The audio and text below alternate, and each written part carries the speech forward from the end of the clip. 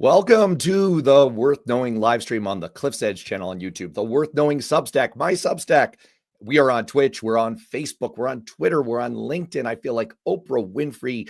You get a platform, and you get a platform. Speaking of getting a platform, isn't that kind of what Donald Trump managed to pull off over the last 5 days? He got on a platform and forced everyone's attention away from one set of things, one very bad set of things, and onto something else entirely, exactly where he wanted it to be. And I want to run through this because it takes me to some conclusions that are surely provocative. I'm not even sure I fully agree with them, but that I think we need to talk about. This is all leading to the question that we posed in the title of today's live stream, which is, damn it, did we just fall into a Trump trap? And here's what I mean by that. Rewind a week. Many of you were probably here with me, with outstanding investigative journalist and Substacker Greg Olear. And the thing is, what we were talking about is that things were not going well for Donald Trump. His corruption was drawing headlines, even from conservative media, even from Laura Loomer telling him, hey, don't take that Qatari plane, even from the Wall Street Journal. His one piece of legislation, his so-called big, beautiful bill, was drawing opposition from Republican senators because they saw how bad the politics are of taking away health coverage from 10 million Americans in order to pay for tax cuts for billionaires. And by the way, still end up with $2.4 trillion of additional debt, which was infuriating Trump's own right wing. Trump was losing badly in his negotiations with China to back away from his economic tariffs. And there was widespread reporting that China felt like they had the upper hand and they were in no rush to make any deals. Ukraine had just launched an audacious drone attack in Russia, which made it even more ridiculous that Trump had been claiming that he could snap his fingers and his buddy Vladimir Putin would suddenly agree to a peace deal. And then things went from bad to horrible.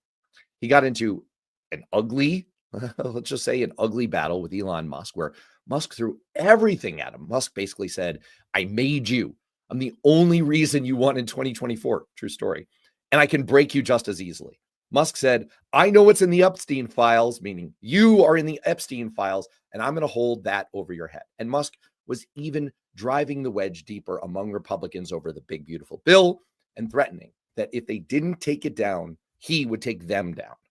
And by the way, he was doing it in the most damaging way possible because he was coming at it from the side of not driving up the debt, which would mean deeper spending cuts, which is exactly what is driving several Republican senators away from the bill.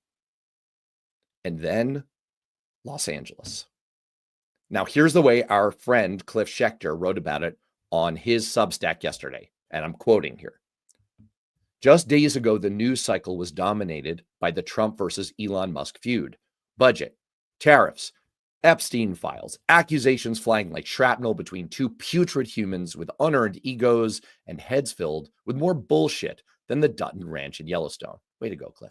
Then, bam, LA explodes into focus. Coincidence? Maybe, but let's not pretend Trump doesn't know how to hijack a narrative.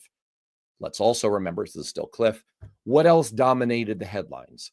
Vladimir Putin being absolutely outplayed and humiliated by the Churchillian Volodymyr Zelensky, who delivered drones and trucks, causing $7 billion in damage while destroying over 40 aircraft Putin used to bomb civilians. And Cliff, of course, had it exactly right. Politico headlined it kind of the same point. They said, Trump changes the subject. And they wrote that last week's news cycle, driven by Elon Musk's jaw-dropping X posts, was deeply uncomfortable for the White House. This week's focus on law and order and immigration in California feels very different indeed. Whatever your take, this is still Politico, whatever your take on Donald Trump's decision to send in the National Guard plus, as of last night, 700 Marines to help quell anti-ICE protests in Los Angeles, the view from those closest to the president is clear. This is a huge political opportunity, they believe, and Trump has seized it with both hands. Quote, we couldn't script this any better, one gleeful person close to the White House says. Democrats are again on the side of an 80-20 issue. It's the same thing that won Trump the election. Now, look, not everything about that last quote is exactly right. It is coming from the White House, so you have to delouse it.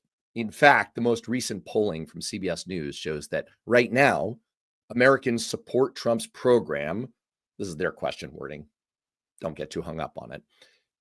Americans support Trump's program to deport illegal immigrants by a margin of 54% to 46%. And a plurality says that Trump's deportation program is making people in the U.S. safer, with 42% saying that. That's not an 80-20 issue.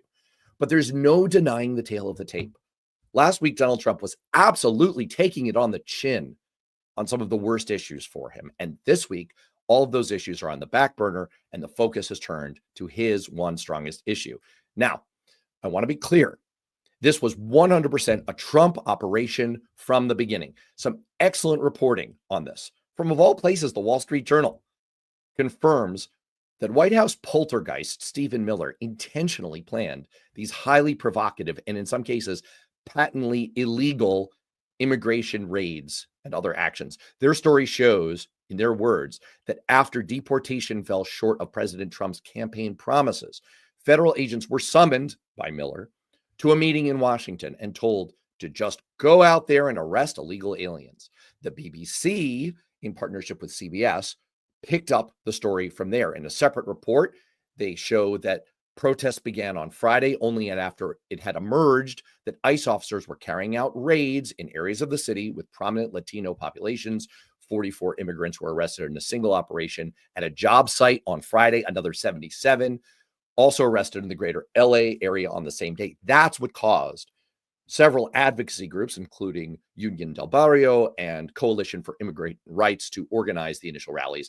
From there, it was easy for Trump's henchmen to flip to the page in their playbook where it says, send in the National Guard. So, yes, this was a Trump trap, and we all fell into it. It is perfectly possible to say in the same breath that Trump's agents have undertaken blatantly illegal and provocative actions, and that this was an intentional political strategy designed to inflame tensions and create a media spectacle that, as of now, has worked out for Trump. As former world chess champion and anti-Putin political leader Garry Kasparov wrote on his Substack this morning, based on his own bitter experience in Russia, you can have 1,000 nonviolent protesters, but if one car is set on fire, it's not a protest, it's a riot. And if we're being honest, the number of cars burned in California was a little more than one at this point. And with each car that goes up in flames, MAGA gets another free midterm campaign ad. Call it unfair. It's the cold, hard political reality. That's Garry Kasparov's word. So now, what do we do about this? And this is where I have some provocative ideas to throw out, like, what can we all do to stop the protests and take the fight to Trump by other means, smarter means, more effective means that are working and will hurt him more? Let's not forget that last week was also the week that Kilmar Abrego Garcia was quietly brought back to the United States. The legal pressure worked. Despite the general popular support by a small margin for Trump's actions on immigration, a growing number of Americans were also telling pollsters that they were uncomfortable with his overreach. Things were trending in the right direction. And as long as the focus was on his economic disasters, we were winning in the war against fascism. So that's the question. What should happen now? What else can we do to beat back the other elements of his agenda, especially the so-called big, beautiful bill? Well, I filibustered long enough. To help answer those questions, I have a real treat of a guest today. Michaeline Crowell was previously chief of staff and senior political advisor to Bernie Sanders. She was previously legislative director to civil rights icon and American hero John Lewis, was previously a senior advisor, policy staffer to Ted Kennedy. Michaeline has worked for more liberal lions than Matthew Stafford. I'm very pleased to welcome to the show my longtime friend and former Capitol Hill colleague, pride of Lowell, Massachusetts, Michaeline Crowell. Welcome. Thank you. Happy to be here today. I am thrilled to see you again. It's been great to see you. Our lunchtime breaks in the insanity on Capitol Hill, where we used to, we thought we were living through the worst right-wing onslaught that we would ever see in our lifetime. We were there during the George W. period, and here we are. All right. It was so quaint back then. Oh gosh, those were easy times by comparison. But now, let me put it to you. Was this whole LA situation a Trump trap? Yeah, I think it is a little bit. I mean, honestly, we're watching all of these tanks rolling into Washington, D.C., right down near the boathouse where my son used to row. And we're getting ready for a huge military parade that is going to really cripple D.C. and shut the place down. Very disturbing things to see here. And then the No Kings protests that were going to happen all around the country and in Washington next week are now, tainted with their protests about immigration, which these have been long planned protests about a whole host of issues. And, we're falling into a Trump trap. And, we need to really look at the lessons of Dr. King and of John Lewis about nonviolence, because that was the way that for the civil rights movement, they were able to get the political capital they needed to, pass voting rights. And so we need to figure out how to get our political capital back and not continue to fall into this trap. I want to ask you to draw on your experience working for John Lewis. I mean, look, you could pick a liberal lion. You have worked for people who understand mass movements, who understand protest movements, but of course, the very master, John Lewis, you were his right-hand lady. And I have to ask, I wonder what he would say about protests today. Do you have any lessons learned that you think could apply to today's situation, where it seems like, boy, we are really skating on thin ice when it comes to the potential, the risk for violence and for things that can be deemed rioting, and for that to turn the tables and turn a story that is about outrage against Trump into a story that is him keeping law and order against violent rioters and looters, and that puts things right where he wants them. What do you think Congressman Lewis would say? Yeah, I mean, you know what? There will always be people that will take advantage of a good protest and get out there and use it for an excuse to be violent and to put forward whatever their particular ideologies are that have nothing to do with the actual protest that's happening, and nothing to do with the majority of law-abiding people, families, young people in particular, who are all out saying we are not going to stand for what the Trump administration is doing. So let's not undersell that there are people who will never miss a protest as an opportunity to create chaos and violence. And so I think it's disappointing, but that's the way that it is. I also want to look at sort of the history here of this, because in the 60s, in 1965, the National Guard was called into Selma to protect peaceful protesters. This is a situation where no one asked for this. There was nothing out of control about the situation. Was there a little bit of inflamed tensions? Sure. But now the tensions are very much inflamed because the president has, without being asked by the governor, to come into this situation, and not to protect protesters, but actually in a way that inflames protesters. And I don't think that that's an accident. I do think that there's something to be learned about that time. LBJ had to, evoke his authority, even though the governor didn't want to send people in for that. But this is a very different situation, and one that is certainly, fanning the flames of violence and increasing, chaos and potential division here. I do want to acknowledge two things. First of all, hello to all of the chat family out there. And thank you, as always, for being very active in the chats. And I'm trying to, as we talk, both listen and think and get some of these up on the screen so we can all consider them. And, one of the threads that's coming up here is, what should we do if we're, when you have blatant fascism? This is where I was hoping to, technology failed me a little bit. I was hoping to bring in a clip from the ABC News local affiliate in LA. It was one of the most startling things that I've seen recently. And believe me, there's a lot that could invoke my startle reflex. This was just an absolute stunning thing. Unfortunately, the technology to pull a video off of Blue Sky seems to have failed here. Otherwise, I'd be displaying it, but I'm happy to pull up the link and share it here a little later on so everyone can see it for themselves. If you missed this, what happened was federal agents, probably ICE, we don't know, showed up at 2 elementary schools and tried to invade classrooms to supposedly do a wellness check on first graders, on 6-year-olds. That was their cover story. It was a lie because they said that they had permission from family members, from guardians who have legal custody of these young people who were brought to this country. They are from another country, and they did not have that permission. It was a total lie. When they were called on their bullshit, they hid their identification. They hid their names. They wouldn't give their names. And we have school officials doing a press conference, just running through all of this. You can't believe this. Federal agents are showing up. Talk about a police state.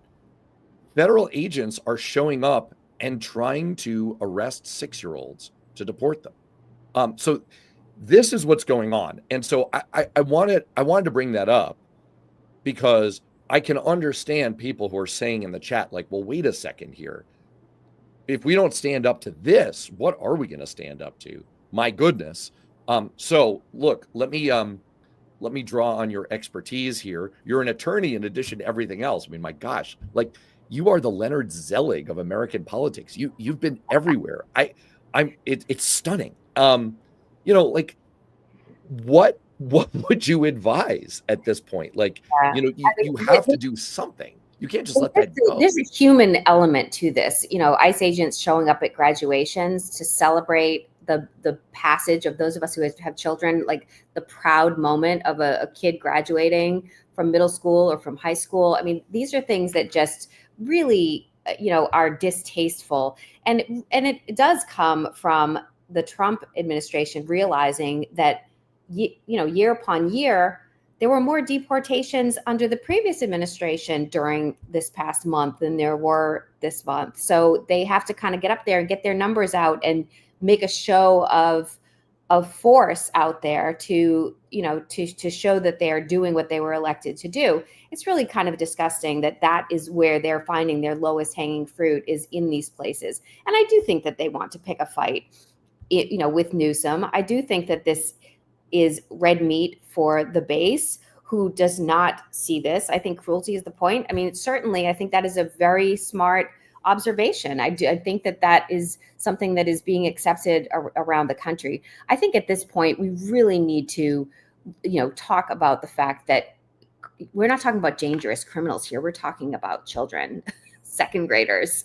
We can stand up and peacefully say, no, this is not who we are as Americans. This is not who we are. And peaceful is what most people are doing, is going out there and showing up and saying, this is not how we're going to interact in this country. And I just want to say, and I know we're going to get into this a little bit later, but if you actually look at what this big, beautiful bill is going to do, if you don't like what you're seeing right now in LA, you're going to be seeing a lot more of it, because this bill provides for 10,000 additional ICE agents and 200,000 beds to hold people. That's, I think we only have 17,000 right now to hold people. I mean, this is putting people in cages. This is police state. This is increasing the numbers of agents doing this all around the country. That's what these big, these big numbers are talking about in terms of the whole point of this bill is to give this administration what they need to do this on a much, much larger scale. Right now, they're just, they're moving money around to take out of other federal law enforcement duties. And there are things that are happening. A blind eye is being turned to white collar crime and to other things his cronies are doing that we're now not, prioritizing in this country. We're focused on children in their middle schools, as opposed to the other body of potential federal crimes that could be investigated at this moment.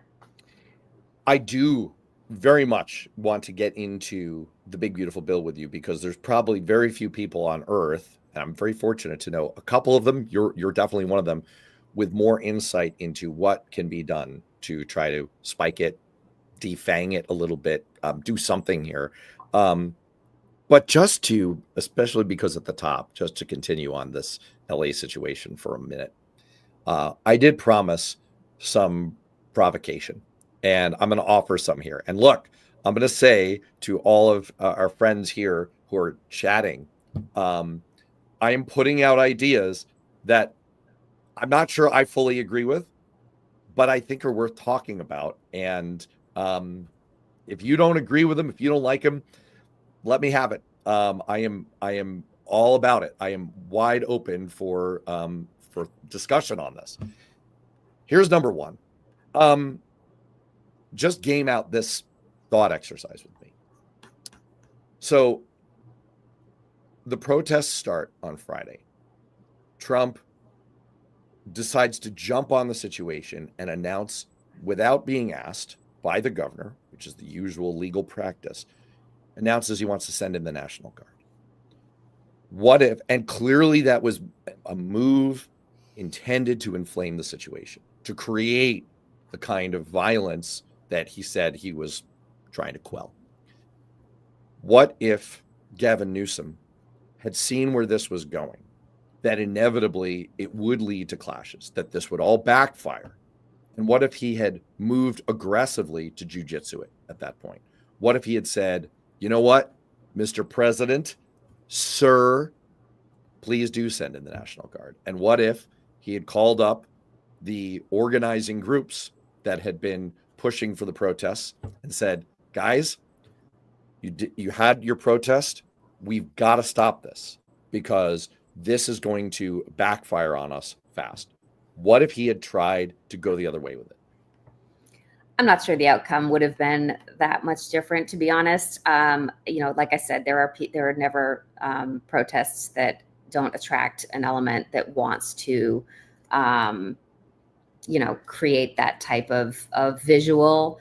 And it's just a matter of time before that visual sort of shows itself to be the case. I don't want to second guess what the governor was doing out there, and honestly, that makes one. Sure. I mean, sometimes you have to let these things play through the courts, and that's been the place that has been the biggest source of breaks on this administration. It's not fast, it's not sexy, but it is the place where we've had the most success in fighting back against this administration. And it's going to continue to be the place that does that. So to create these, maybe we fell into a trap.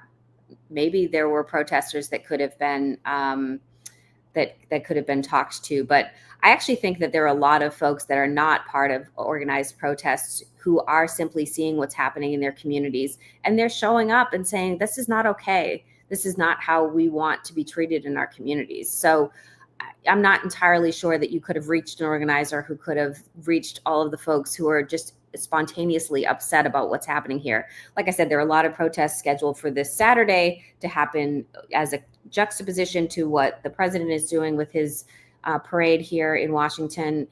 I think that people are just starting to show up in places where they see injustices and speaking their minds and expressing their First Amendment rights.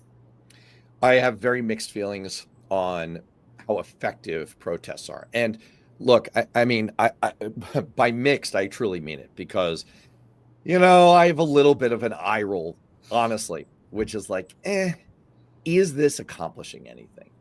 And despite being a noted curmudgeon, I myself drove by some protests on, what was that, April 4th? And I live in the People's Republic of Amherst, Massachusetts, right? Like, I live in North Wokistan, okay? Like, I'm surrounded by like-minded individuals.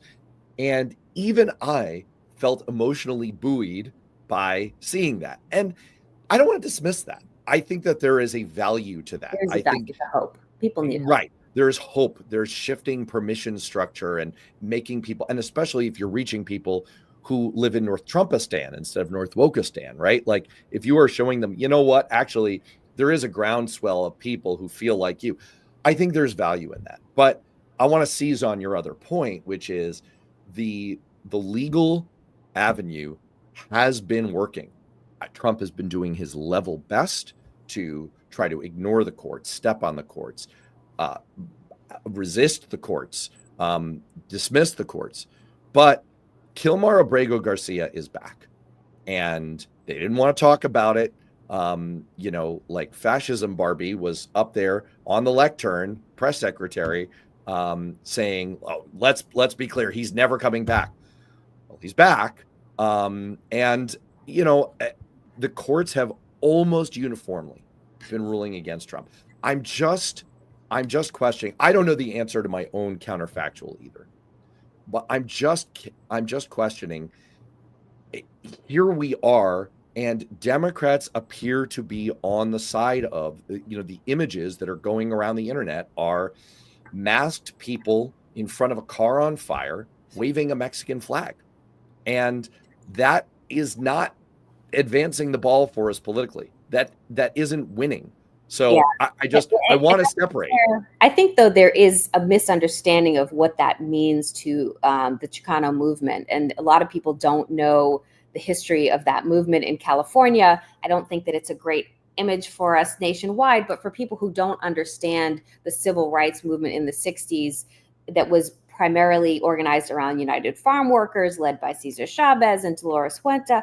Like, there are people who associate that with a sense of Chicano pride and identity, and it has nothing to do with Mexico or any other thing. Is it a great image in 2025?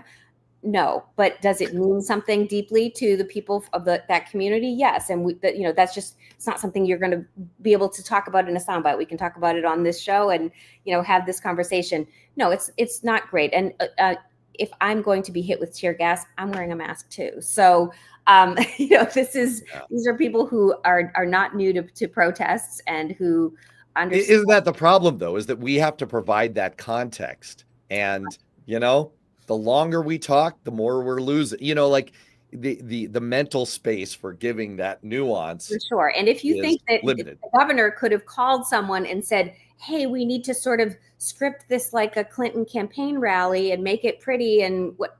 That's just not going to happen with people who are out there for their own reasons, with their own, backgrounds and their own, heritage that they're bringing to these protests. And so I do think we're just going to have to deal with some of the fact that, you can't be in charge of every little bit of this in a scripted way. And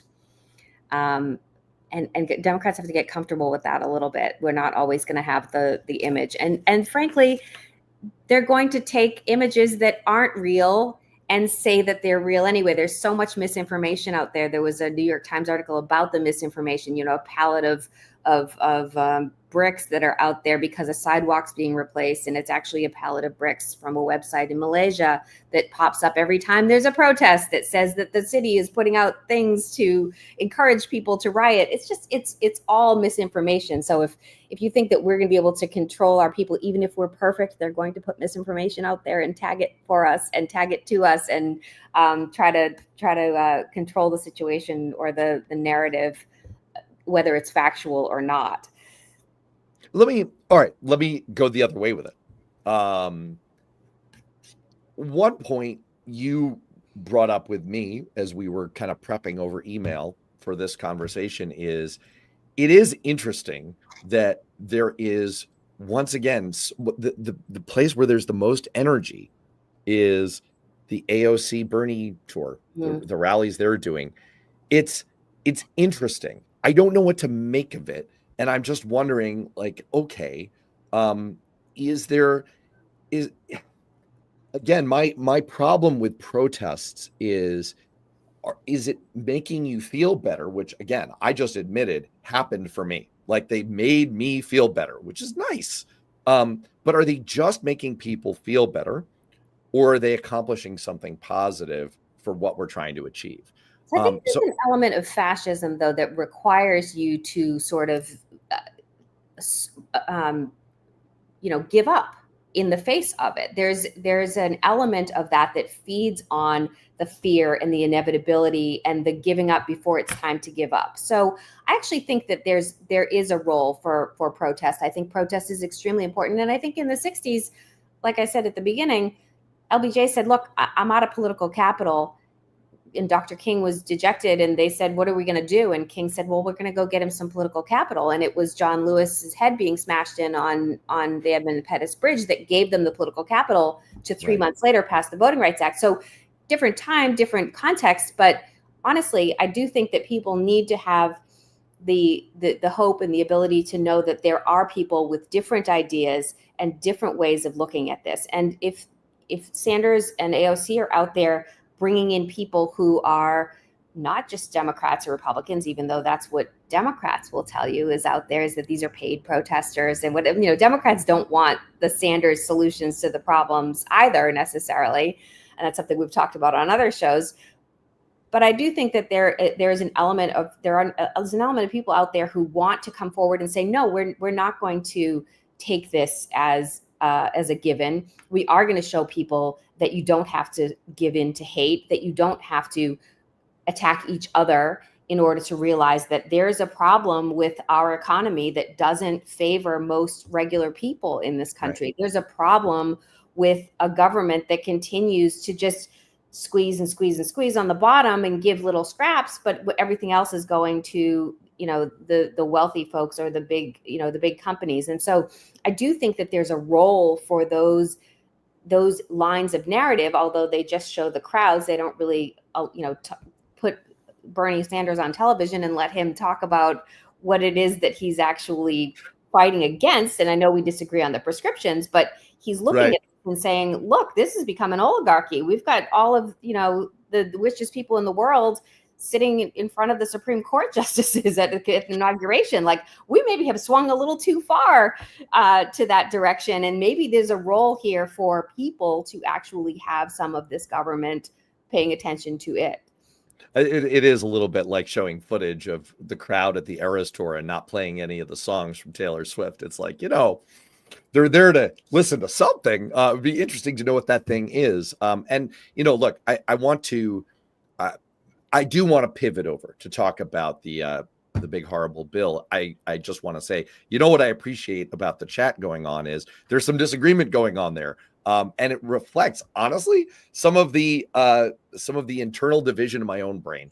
I feel simultaneously I have cognitive dissonance. I feel of two minds about a lot of this, and I just put up comments from two of my favorite regular commenters here. You don't like my music, which once again, I will say, probably true. Although I've never been told what your music is. You don't like my music. Maybe you're wrong. Have you considered that? Maybe I do like your music. And then, second of all, from MJ here, which I do agree with that. I mean, I do think this is the last one I'll do on this. Look, I think we have to be forthright about this. In my mind, this was a Trump trap. We did fall into it. You might be right. You might be right that from the moment it happened, we were stuck. There was no way out.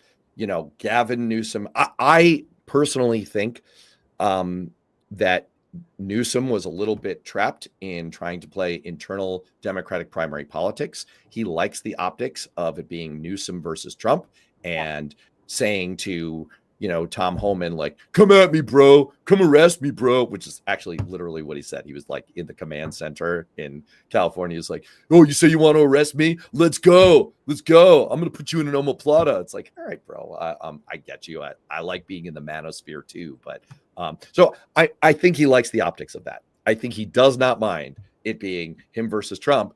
And I wonder if that's a problem for the larger Democratic Party, because we should have put all of our efforts. We have so much institutional control in California, and we should have put all of our efforts into, okay, there's been a protest. Now let's defuse what has high risk for us and redirect into something productive, especially when the rest of everything we've got going on is actually working pretty well. But I say all of that just jumping off of MJ's point that I do think that we need to have a more united strategy and message. And I brought up the energy going on the left and these rallies from AOC and Bernie to say, look, the progressive wing is not my wing. That's not my vibe. But y'all are my cousins. We're all on the same side here. We've got to kind of get together here and unify our strength. And so I want to find a way to tap into more of that energy and see if we can get on the same side message wise. Let me use that as a pivot. Or no, you want to respond? Yeah, by all means. No, I actually think that you're bringing up a bunch of interesting points here, about the democratic message and what it is going forward. I mean, there are things in this big, beautiful bill that we need to be focusing on, because healthcare is a place where Democrats are super trusted on that topic, and it's a really good one. But I also think that there's a lot happening in the party itself, including the sort of business wing of the party, if you will, that has thrived on the stability that has come over all of these years that we are sort of overlooking. There's just been this détente within the Democratic Party of sort of the folks who want to have the good government programs and the things that actually help people. And you've recently noted that, helping people, it's, a lot of the Republicans are being helped by a lot of these big government programs, which we can talk about a little bit. But I also think that there's something to these businesses who are now looking around going, this is complete chaos. This table has been flipped. The tax policy's been flipped. The trade policy's been flipped. All of the things that normally we can count on to keep the trains running smoothly, we can't plan anything. And I actually think it's going to end up being a huge problem going forward for all of us. And I'm going to do what I said I might do, which is take a call from my delivery people. You take a call. All right. Here's what we're going to do. We don't have ad breaks. All right. Michaeline's going to disappear for a second. We don't have ad breaks here. We are supported by you, the viewers. I sound like PBS. My gosh, I feel like I'm about to bring on Elmo to do a pledge drive. Michaeline is, like the rest of us, living a busy life. And she has something coming to her home. And here she is. She's back. She reapparated. I got 30 minutes until they're going to be here, so we can keep going. Nazi, perfect. But, look, yes, I think this is a perfect pivot point. And, as you don't like my music said, making the same point you are, if we're not contradicting ourselves, we aren't thinking. I think that takes us right back to Walt Whitman. Do I contradict myself? Very well, then. I contradict myself. I am large. I contain multitudes. Yeah. So does the Democratic Party, unlike our lockstep friends on the right, who recently have not been so lockstep. And that is a great introduction to the big, beautiful bill. Michaeline, why is this bill so horrifying to you? I think this bill is horrifying, first off, because it comes on the heels of a complete decimation of the federal government over the last couple of months here, with a huge firing of multitudes of people who make the government run. And, I think that is a very serious problem. Add on top of it that the reason for this bill in the first place is that they want to increase the numbers of ICE agents to be able to deport people faster. You're going to come to a point where you have deported all of the dangerous folks, which I don't think anybody disagrees with. And now you're talking about people who've been here for a long time, who actually pay taxes, who are parts of community, who are about to graduate from high school, who are longstanding productive folks here, including, I think I saw the superintendent of schools out in California for one of the school districts, who himself was an undocumented person and now runs a school district. So, I mean, I think we're really looking at a horrifying bill that the purpose of it is to do that. But in order to do that, they need to find the money somewhere. And that is by cutting healthcare for mostly the expansion population that, we provided all of these people with access to healthcare under the Affordable Care Act and Obamacare through Medicaid. A lot of the expansion population will be cut off of this. This means closing of rural hospitals. This means people not having access to healthcare. It also is cutting off people from food stamps to a large extent, where, I don't know about you, but I'd rather skip this parade and keep people on food stamps. Food and medicine. It's not trade off. particularly important in Maslow's hierarchy of needs, I'm just saying, but it's a real, in order So- to do what they want to do in immigration, they have to pay for it somehow. And those are all coming from cuts to food stamps, basically, and Medicaid.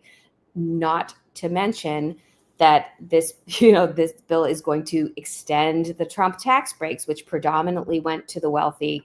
And what you're going to end up seeing is a lot of people in a lot of red states that are really going to be hurt by this bill. And we're seeing the gnashing of teeth on the Republican side in the Senate as they try to come to grips with the fact that this is a very challenging.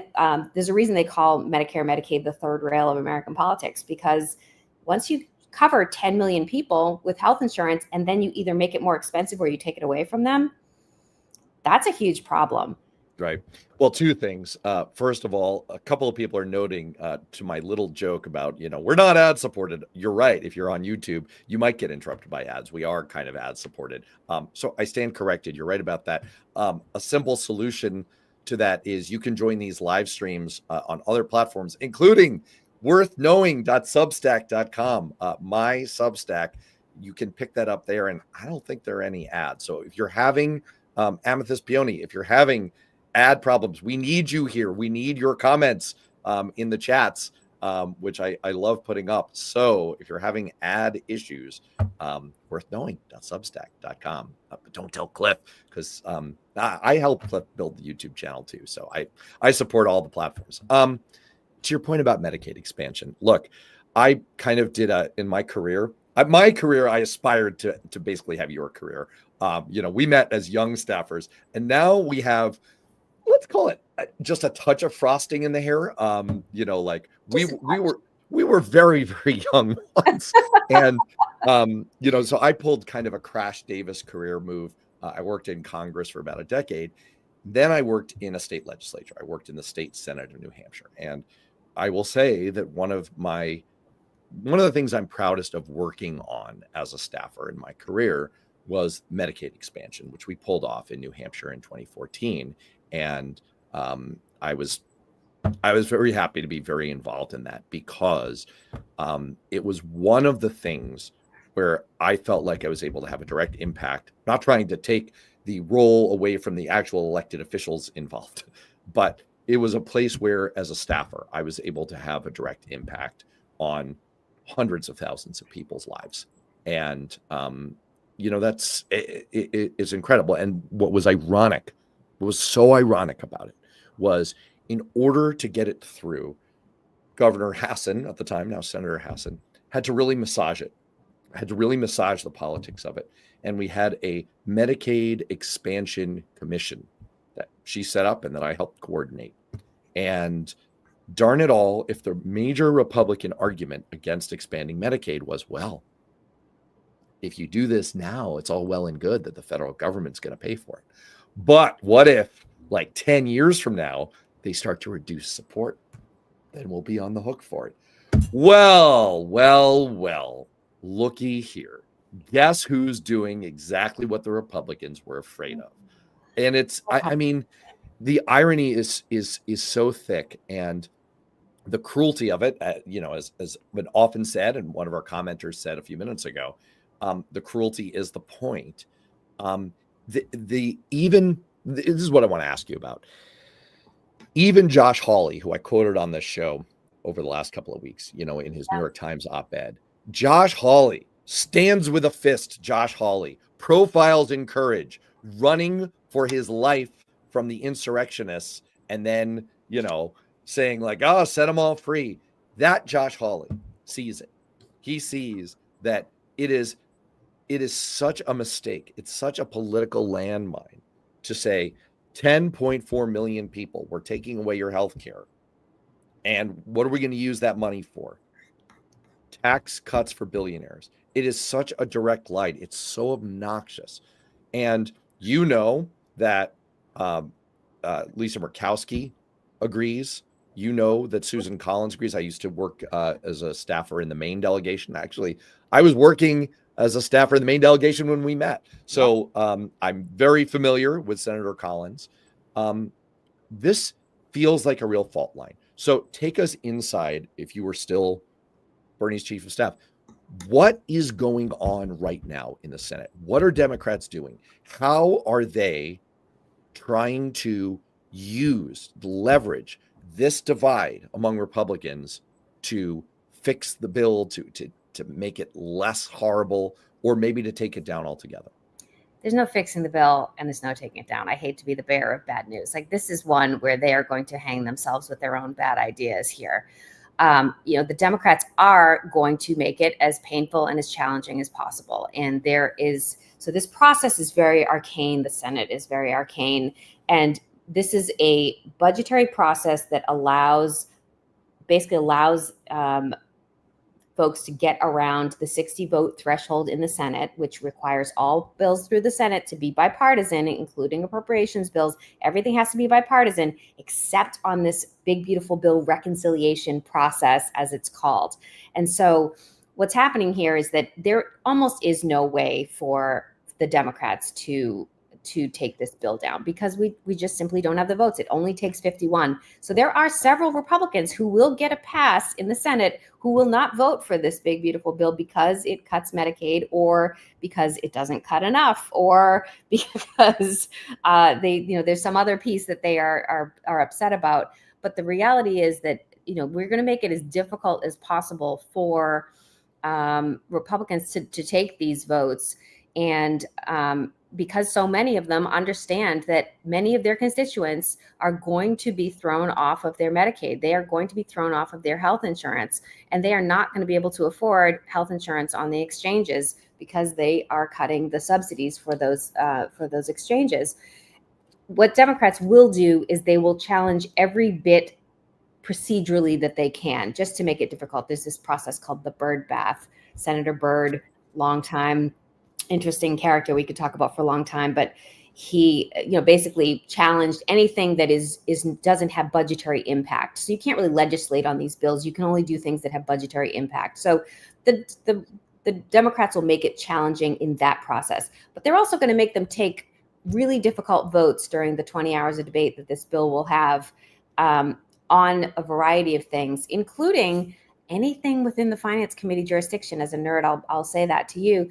Because they're not going to actually mark these bills up in the Senate, Democrats can offer not just things that apply to the four corners of the bill that they're going to put up there, but they can do anything in the finance jurisdiction. And that's Social Security and Medicare and Medicaid and all of it. So we're going to just force Republicans to take really tough votes. And then I hope that the Democrats have people in some of these red states able to say, this is how your senator and your House member voted on this, and this is directly how it's impacting you. Because in a lot of these red states, and Hawley in particular is one of these, he understands that when you throw 20% of people in his state off of Medicaid, there are rural hospitals that absolutely will close. They cannot take the uncompensated care. People are still going to get sick, even if they don't have health insurance. They are still going to show up at their doctor's offices and at their hospitals. And if these hospitals are gone, not only the people that were covered under Medicaid are going to have a problem, but just think about people who had to travel 20 minutes to get to the hospital and now have to travel an hour and a half. That's not a good look for a lot of these Republican members. And so I think the Democrats' point here is going to be to make it as challenging as possible for them to take as many difficult votes as possible. And then hopefully there are enough Democrats in that state that are able to take it to people to explain, who is responsible for these changes that are really, really going to be devastating for so many people across the country. Is there a strategy that Democrats can employ in the Senate to exacerbate the fault lines back in the House? So by passing something that's different than the House, then the two chambers need to go to some kind of a compromise. And it was such a narrow margin, and the fault lines are so deep among Republicans on the right, between the few moderates and the Freedom Caucus types, who are obsessed with the debt numbers. This is exactly the sore that Elon Musk was picking at. That's a disgusting metaphor I just made. Mm-hmm. So is there something that Democrats can do? Do they have enough leverage in the Senate to try to move the bill in a direction that would make it unpassable back in the House? Senators are going to, the Republican senators are going to do that to themselves. Interestingly, I mean, I think the Democrats are going to make it as challenging as possible, but Democrats don't have the votes. So this is going to be the changes that are made by Republican votes to this bill to scale it back. I think you're going to see a real challenge in making this bill pass. Now, that said, I would love to say that I think that this bill will collapse under its own weight. I don't. I think the politics of this moment is such that Trump wants his expanded ICE force. He wants his police state. He will get these immigration, ICE agents and detention beds and speedy, removing people from this country. He will get that. And this bill is the way that he's going to get it. And regardless of what's on the paper for Medicaid or tax cuts or any of these other pieces, I think that the White House is going to put the pressure onto these House Republicans to vote for this, regardless of whether they like it or not. And we will end up with a piece of legislation that is very, very damaging and will take decades to fix and to remedy the damage that they're going to do here. Just to avoid a total stone cold bummer for people, I am currently maintaining a little bit of hope for clean energy provisions from the Inflation Reduction Act. Yep. Because there is enough reporting out there that red district House members and red state or Republican senators, there's enough groundswell from their side saying, like, hold on, like, this is actually really, really good for jobs in my district, for my constituents, for my small businesses, that a lot of the clean energy tax credits, I'm getting the sense that they may survive in here. What are you picking up? I hear the same thing, actually. And there's a lot of discussion that's happening about several of these. And I think that we're talking about members and senators who really understand that the only way that we're actually going to be able to keep people's lights on and be able to keep people being able to afford their energy bills is to keep some of these clean energy things in place. So I'm actually hearing the same thing, that I don't think it will be, those pieces in particular won't be the same. I don't think those are the pieces that are going to cause Republicans in the House heartburn, to be honest. But yes, I think those will be tinkered with around the edges. And I also think that, the changes to the SALT tax, the state and local tax deduction, that is a partial fix that's in there. I think that has to remain because some of the blue state Republicans really need it in order to go back home. So that's going to be a win-win for Democrats and Republicans. Yes, there's been copious discussion of New York State politics in the chats. I haven't been popping it all up there just because I'm not sure. I'm not sure how wide if people want to get into New York State politics. Look, I'm a native New Yorker myself, so I'm always happy to go there. But I wanted to ask you one of the things I in my writing for Newsweek, I tried to do a little bit of realistic, not wish casting therapy for readers, especially in November and early December. And I had a couple of predictions about the kind of catch-22 that Trump was about to land himself in. I don't want to sprain a shoulder trying to pat myself on the back, but I think that has played out. I think that the more he has removed expertise and competence from the agencies, the more trouble he's run into, and the more trouble he's going to continue to run into. Another thing that I pointed out is, bear in mind that the window of opportunity for Trump to pass things legislatively is really, really small. Yes. We saw this hit the first time around. He essentially passed one substantive piece of legislation, notwithstanding some of the emergency COVID measures. He essentially passed one substantive piece of legislation. That was a doozy.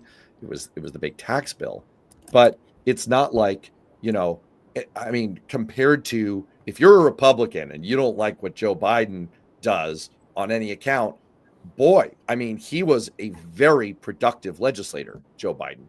The first 2 years of his administration was comparable to any stretch of time in the last 100 years in terms of productive, meaningful legislation. Yeah, for sure. What do you think about the prospect?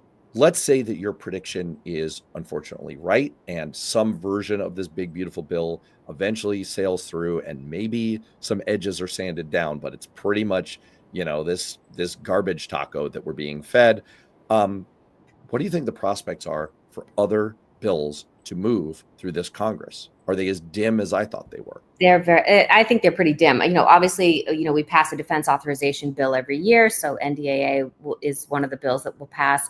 And then in terms of the appropriations bills, that's the next sort of big discussion. And, honestly,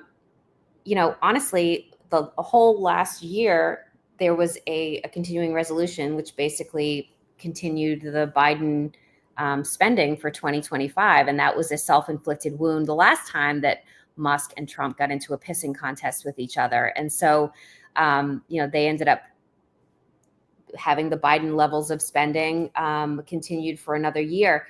That could very well happen again, because remember, the only time we can do this 51 vote game that we're doing here on reconciliation, this big beautiful bill, is through this process.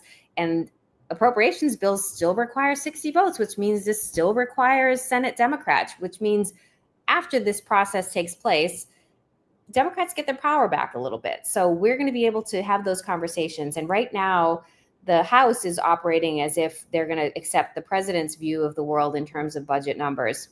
That's not going to happen in the Senate because they need Democrats. So that's where we get to start playing ball again.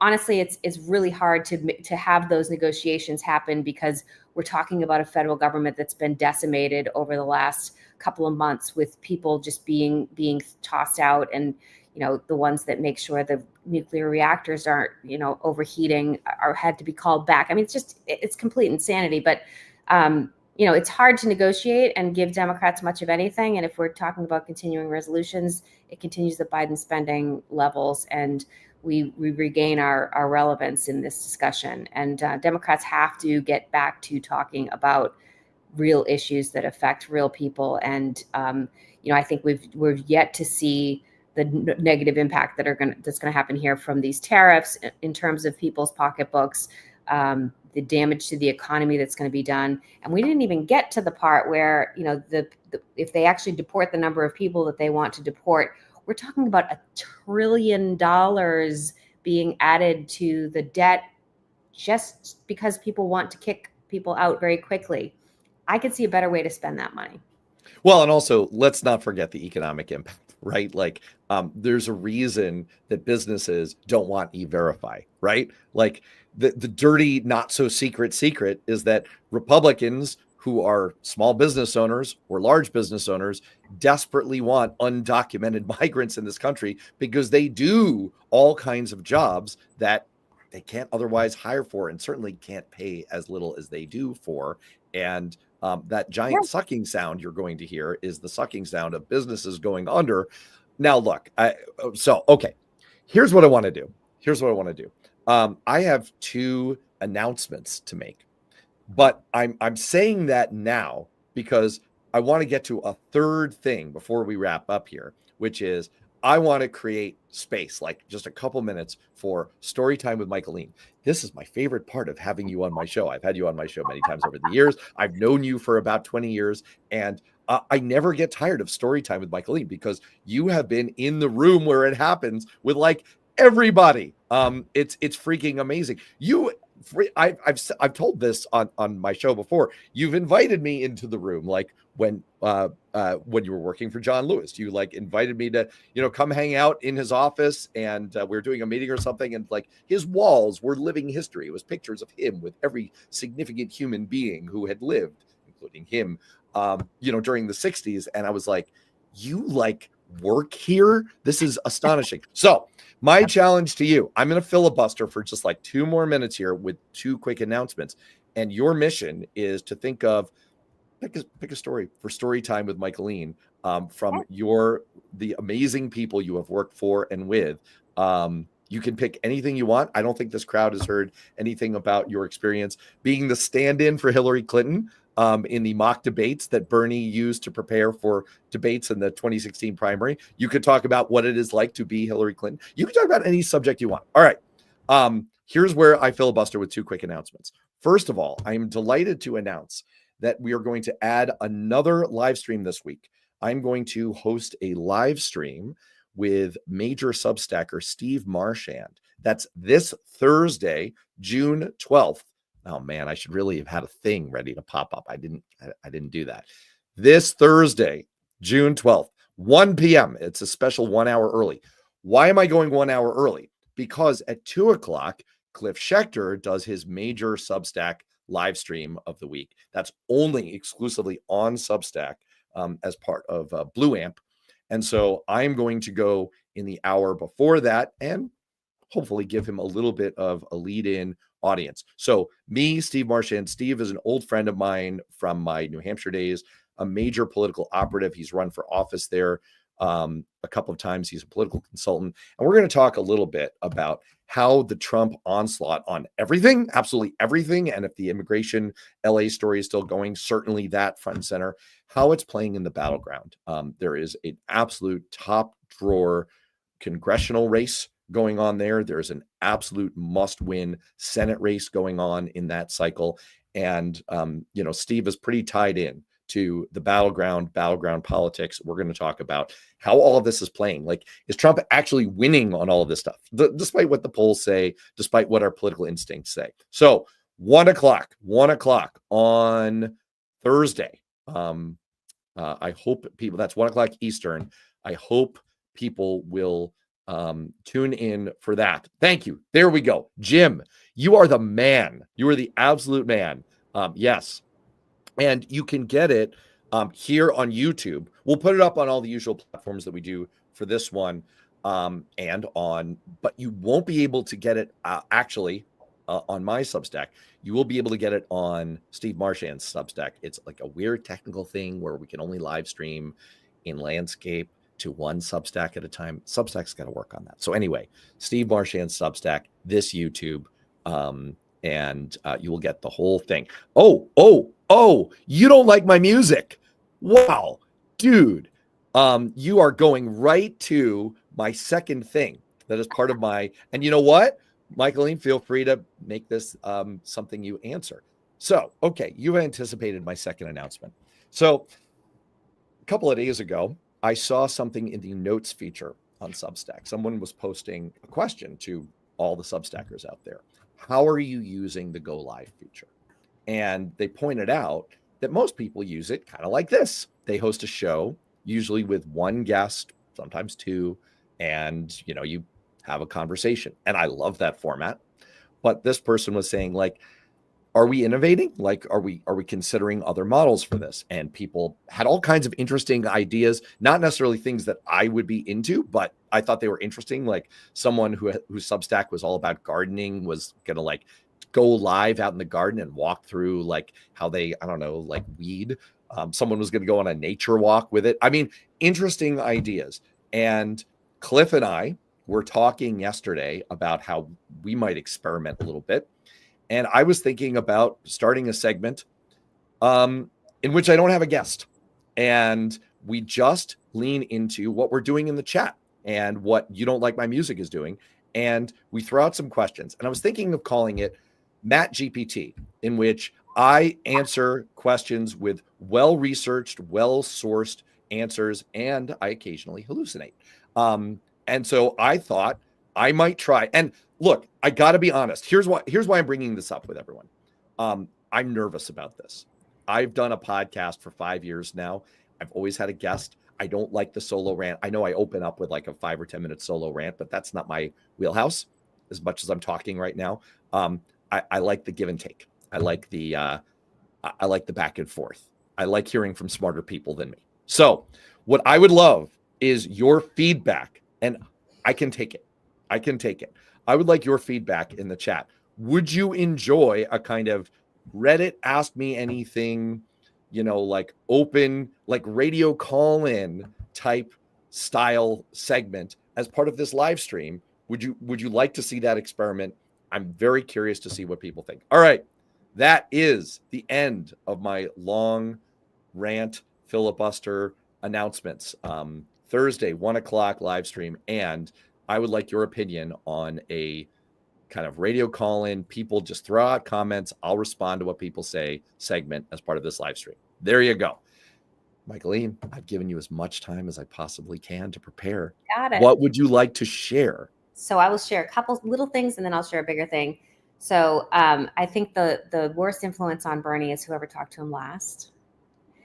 He's always got something on his He's mouth. one of those. He's one of those. However, he does have his talking points. You're not going to change his talking points. And that I'll get into that with my playing Hillary in the debate prep. But he does like to listen to people, and he will read Facebook comments, and he, spends his time reading and thinking and looking at various things. So he, you can count on people to get him off on a tangent from the things that as a chief of staff, you want to keep him on track on. So that was always fun. The other person who was a bad influence on him in terms of his, he was not much of a person who would swear, but when he got together with John Tester, all bets Really?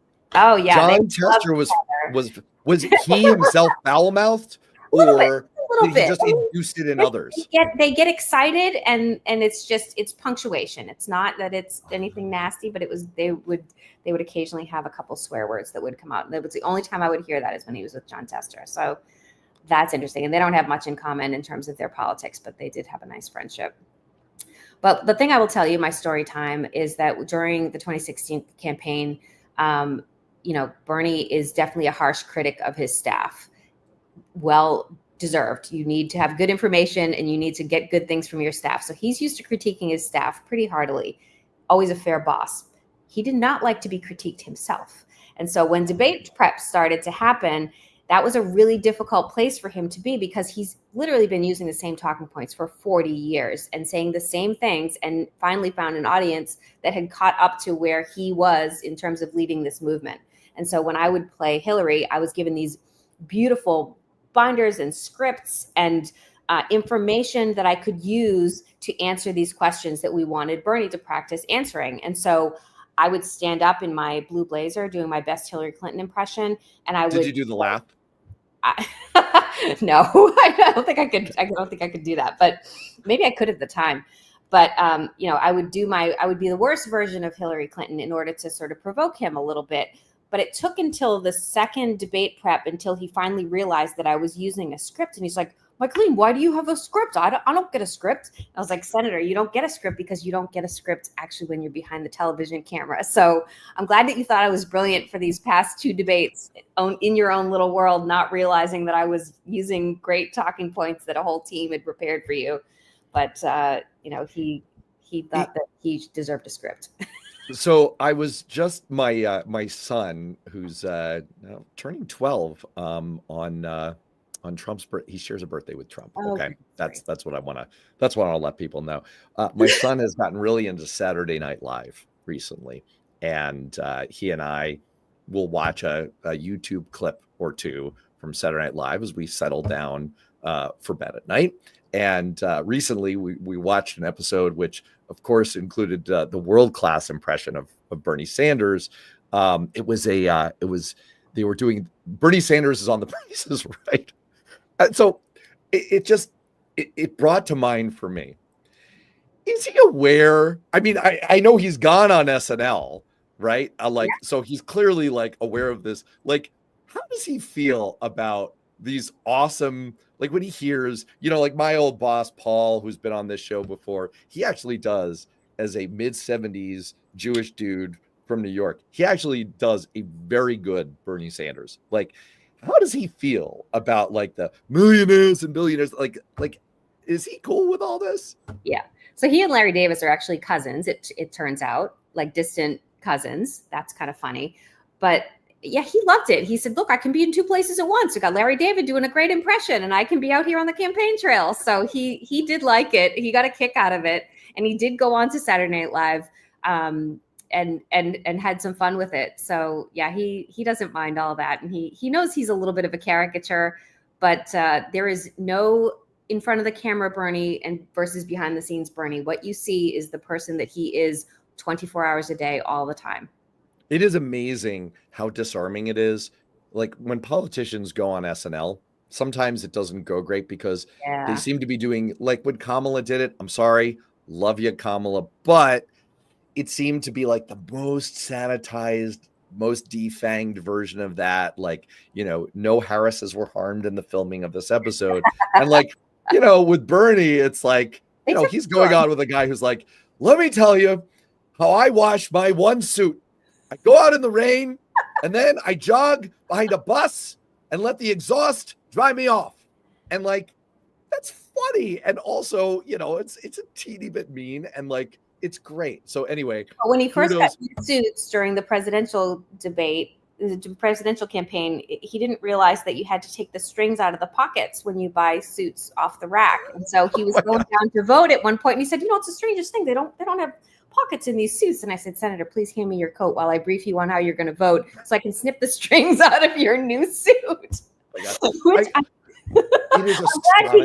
glad he got the new suit because at one point he was headed to the floor with like a lining of his suit that needed to be stapled in because it was hanging out. I said, you can't go to the Senate floor like that, Senator. It truly is astonishing, like behind the scenes things that staffers do. I had to, I won't get into it, but like, Paul, for example, played in a rock band and like, many of us as staffers essentially had to be roadies for him. Like, the number of staffers who have to explain awkward things. I was in a meeting once with a politician and another politician. This was during the Tea Party, and some people were derisively calling them teabaggers. And this poor, hapless person had to explain to a member of Congress what that term meant. It was so disturbing.